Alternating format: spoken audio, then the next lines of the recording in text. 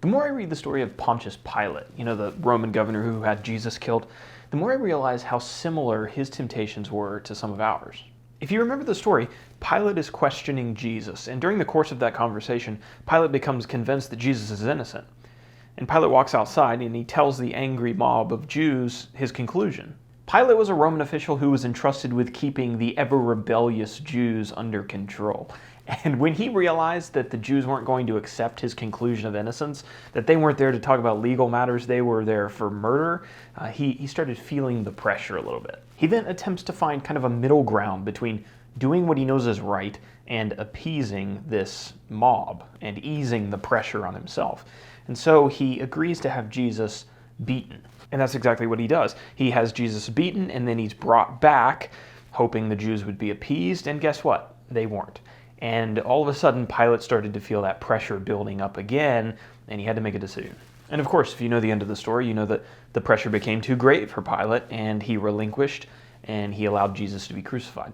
Pilate seemed to think that if he relinquished his conviction of Jesus' innocence a little bit, and he allowed him to be beaten, even though he didn't deserve it, that things would go back to normal. The mob would dissolve back into the city, and they would go back and enjoy their annual Feast of Unleavened Bread, and the pressure would be off him. He'd go back to normal life. And I think individually, Christians and collectively, churches can feel that same pressure, especially when a progressive culture is putting the pressure on religious bodies to accept certain things, or to affirm that certain things are okay, or to adopt certain things in their churches. I think a lot of churches have the idea that, well, maybe if we just give a little bit of ground for the sake of compromise, whatever tolerance demands this day, that the pressure will be off of us, and we can have peace again, and we just have to give in on this little step. Maybe we'll reinterpret a verse or ignore a verse entirely, and it won't be that big of a deal, but the end result will be good. That'll be enough to satisfy the critics. And I guess the question is, was that enough in Pilate's case? And the obvious answer was no, it wasn't.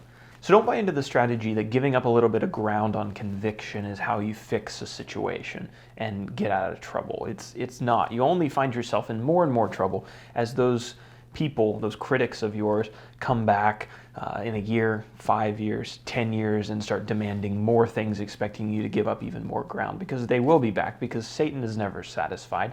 He's gonna demand that you give up a little bit more and a little bit more and a little bit more. And once you've done it one time, it's a lot easier to justify doing it again. It really is kind of a slippery slope.